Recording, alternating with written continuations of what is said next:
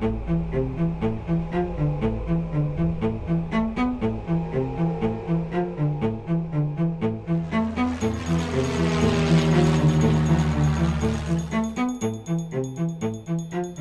we're following developing news in Santa Barbara County. A wildfire is burning out of control, prompting the evacuation of thousands of people.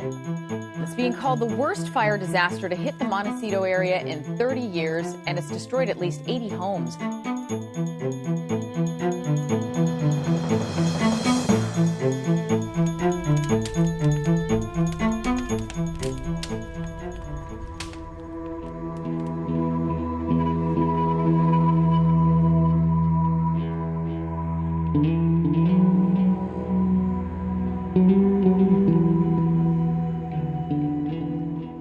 This area, the Los Padres National Forest, the environment here, if you will, and the vegetation is a chaparral vegetation. It's a fire-dependent ecosystem.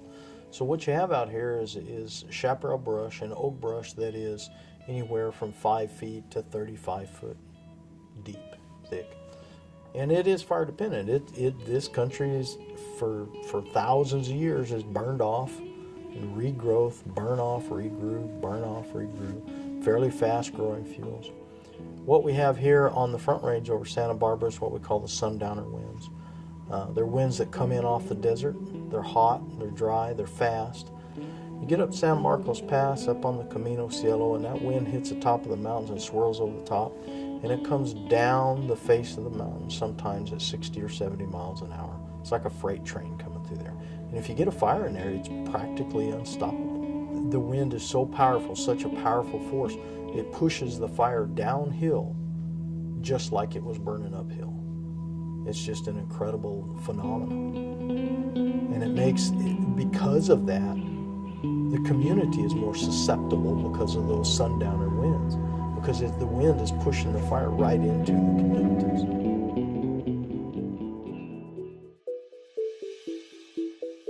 On the late afternoon of November 13th, 2008, I just concluded a deal to sell a number of plants in the garden. I walked out in the deck and looked up on the hill, and I could see a large fire burning the hillside up. And that was the beginning of it.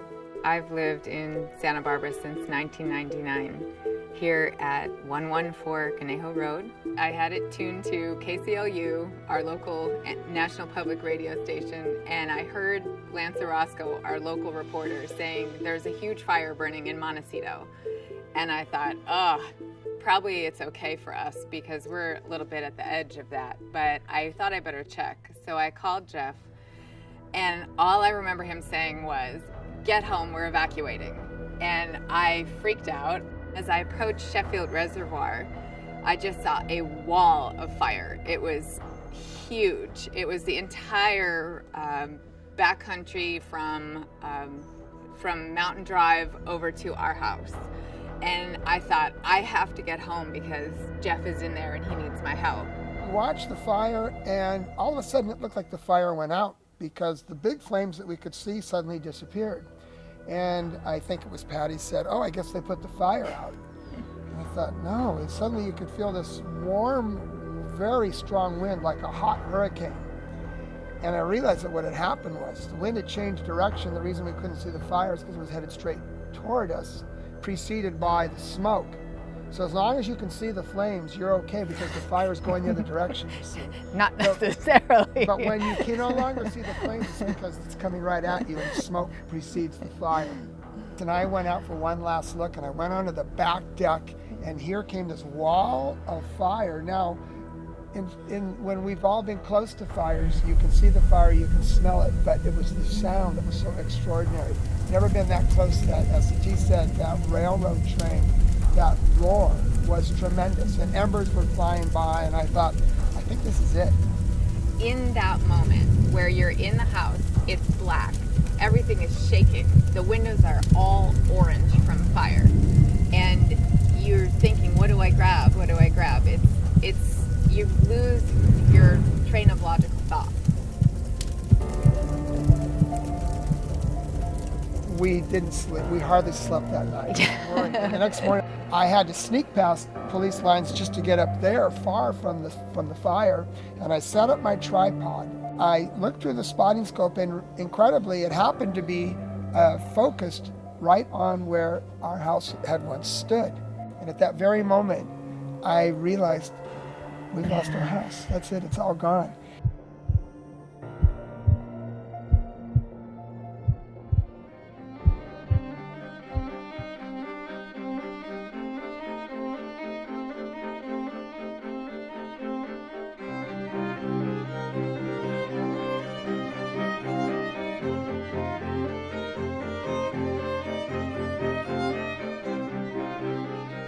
Prescribed fire is a fire that is controlled by us. It is set by us.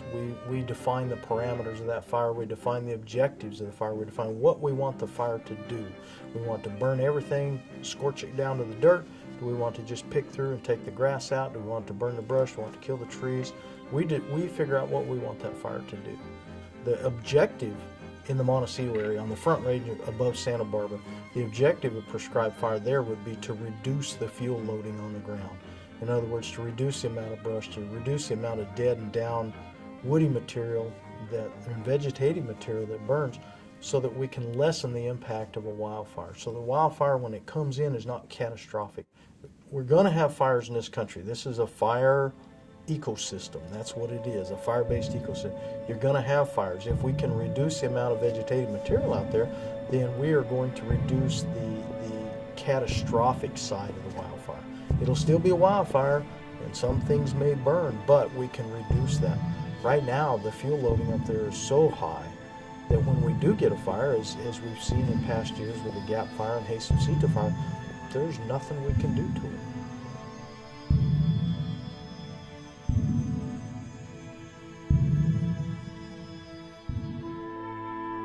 Our ecosystem here locally is called chaparral.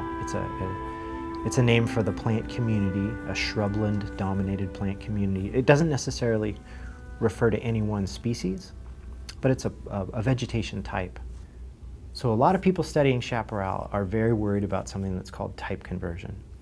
So if you have burns in rapid succession, a lot less regeneration of the native shrubs occurs, and a lot more invasive non-native weedy annual grasses, for the most part, are able to take hold. And that can lead to type conversion, basically a loss of the native species and its habitat qualities. But really it's a change in vegetation. That's what you're trying to do. Trying to change the vegetative type so that a wildfire will slow down when it reaches that point. So there's some trade-offs. If you're willing to burn frequently enough, you can manage the chaparral to low fuel levels, maybe convert it to a grassland, would reduce the fire severity when fires do occur. But the downside might be on some of the watershed effects and the effects on wildlife habitat. And one of the original purposes of the Los Padres National Forest was watershed protection. And so what would happen is we would do prescribed fire back there in the upper reaches of the Santa Ynez River. Then when it rained, we would get more water into the watershed, which then that water feeds through the lakes and into the Carpinteria, Santa Barbara, Montecito, Goleta area. When we run a prescribed fire through an ecosystem or through a watershed, it doesn't burn so hot in the riparian area itself. It'll burn down to the edge of the riparian area, but because it's green and cooler down in there and the fuels are not dry, it won't burn through there, whereas a catastrophic wildfire or a wildfire might come ripping through there and kill everything in the bottom of the canyon. Anyone who handles fire in any form is a potential killer. Anyone can start a fire and never even know it. Please be very careful with fire. Please. Only you can prevent forest fires. The biggest misconception with controlled burns is that fire is a bad thing. That's, you know, the United States Forest Service has Smokey the Bear, which is the greatest advertising campaign on the face of the earth. There's nobody in the world that doesn't know who Smokey the Bear is. And we have taught people that fire is bad. And now we're trying to turn around and say, no, no, no, fire is good.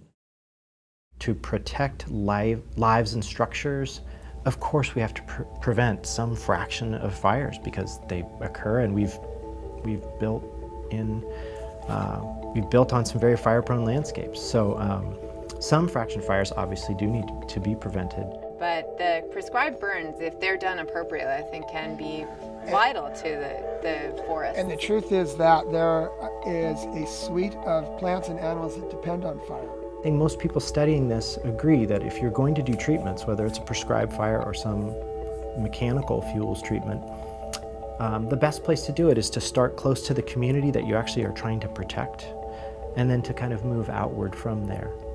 So it's a strategic use of prescribed fire or fuels treatments in hopes that they're going to protect something specific and use them less and less, and maybe use other alternative strategies for reducing vulnerabilities instead of doing more fuels treatments further and further away from the community that you're trying to protect. Now the National Forest and other land managers agree that prescribed burns are essential to keep the forest healthy. And so I'm very supportive of understanding the role of fire and to allow fires to burn appropriately. The bottom line is we live in an area that's prone to wildfires, and if we decide to build in those landscapes, we have to know that fire will occur, and we have to be ready to deal with it.